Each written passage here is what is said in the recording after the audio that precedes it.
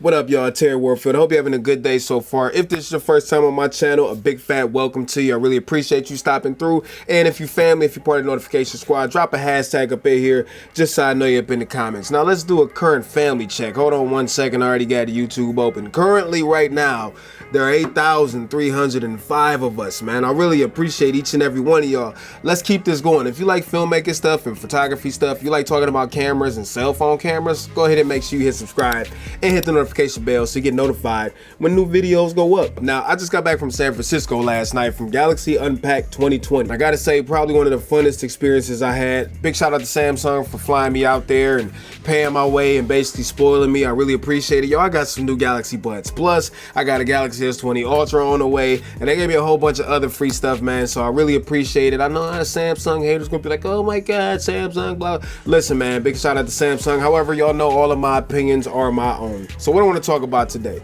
the Galaxy Flip stole the show. I'm just gonna be honest, man, that phone is so dope. However, I don't want one. I still want the Galaxy S20 Ultra, which I'm getting. So I want to talk about it, more specifically the cameras, because it's about freaking time that Samsung finally put new camera arrays in the Galaxy S line. I've been saying this for years, man. Samsung leads in everything else, but it's always a step behind when it comes to the cameras, and hopefully all of these upgrades that we're about to talk about will be exactly what we've been needing to take the Samsung Galaxy phones to space. See what I did there? You'll understand what that was all about in a second. But anyways, I got to sit in on a few private meetings about some of the upgrades that the Galaxy S20 cameras have. I can't talk about some of that stuff due to, restrictions and stuff like that, but I will tell you that there are a lot of improvements, a lot of technology that went into upgrading these camera sensors. So I want to talk about my favorite things, man. I guess let's just hop right into it. Yo, did y'all see the video where Jimmy was like going snowboard and how crispy that was? Yo, I know the dude that shot that video. It was shot on the Galaxy S20 without any color grading, without any of that stuff. That video was right out the camera, and that is bananas to me. Now, I know some of the Samsung haters about to be like, well, that was perfect lighting scenario. He was on top of a mountain and it was bright outside. I mean, come on, man. Obviously, we know that. However, it is dope that we can shoot 8K on a mobile device, man. Did you hear what I said? 8K on a mobile device. You can also edit the 8K footage right from the freaking phone. I don't care about the bit rates and all codecs and all that stuff. I mean, I do, but I know you don't, so I'm not going to talk about it. However, it's still amazing that we can do that in today's world. So why am I so excited about freaking 8K, man? 8K has a lot of benefit. Now, the average person does not watch in 8K. Duh. Average person doesn't even watch in 4K. Duh. Average person still watches in like 480 or 720p. So no, I don't think 8K is absolutely necessary from a viewing perspective. But here's what it does allow you to do. Let's say I'm shooting 8K, right? And it's only confirmed at 24 frames per second. Might as well throw that out there. But let's say I'm shooting 8K, right? 8K will allow me to crop into the upper right-hand corner of the video frame and bring that to the front zoomed in and still have a crispy freaking picture. That's where the benefit of 8K is.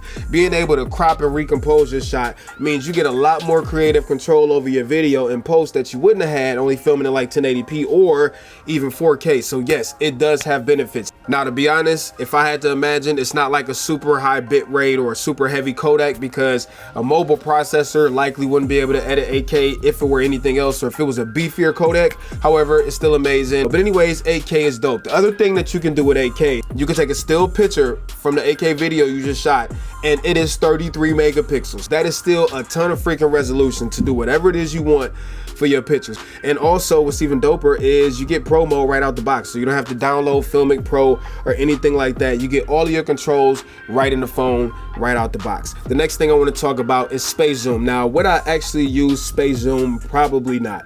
I got to see it in real time in San Francisco, and to be honest, I was not that impressed. However, what is impressive to me is the amount of technology, there's my daughter, is the amount of technology that went into getting Space Zoom to work. And again, I can't go into all the innards and stuff like that, but just know that it's a combination of digital and also optical, and you can punch like 3 football fields away and still see what it is. Now, again, I thought the quality was junk. If I wanted to shoot something that far away, I obviously have intentions. I'm obviously going to get a camera with the lens capable of punching in that far to get me what I want, unless I want to be like super creepy at any given moment. I mean, it could work, right? But anyways, yeah, I don't think I would ever practically use it, but the fact that you can do it is still amazing. Even on a regular S20, you can still go up to 30 times space zoom, which again, to me is crazy. Now here's something that I wanted to go back to. I know I kind of touched on this earlier.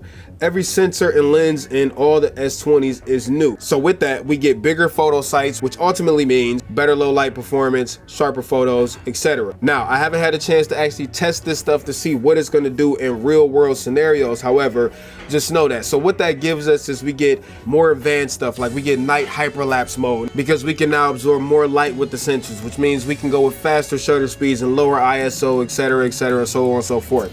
So the next thing I'm real excited about is single take. I don't know if you saw single take, but basically you pick the phone up, you press the button, it records for 10 seconds, and in that 10 seconds it basically shoots every single mode that you would likely capture. So portrait mode, wide angle mode, and all of these other modes, so that you don't miss your shot. That means you don't have to sit there scrolling through the menu trying to find a perfect mode. It shoots everything within that 10 seconds, and afterwards you get to go back and pick whatever shot that you think worked best for that particular scenario. In my opinion, that is a game changer. And there's other stuff like super steady is improved. So instead of it being just up, down, left, right stabilization, now you get roll stabilization too. Now, a few of the things I wanted to know real quick before I shut up.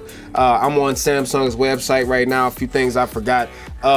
Just a fun fact, the sensor size in the Galaxy S20 Ultra is 2.9 times larger than the regular S20 5G, which also I forgot to mention, all the S20 variants are 5G, but the main sensors in the Ultra are bigger than the regular Galaxy S20s. I also forgot to mention that you can upload 8K directly to YouTube. I don't know about all the intermediary resolutions like 4K 60, all of that stuff. If I had to imagine, it's the same stuff that the Galaxy S10 has. However, I don't know if you can go like 5K, 6K, or anything like that. Anyways, that's really what I'm excited about when it comes to the cameras of the S20. I'm always excited about cameras.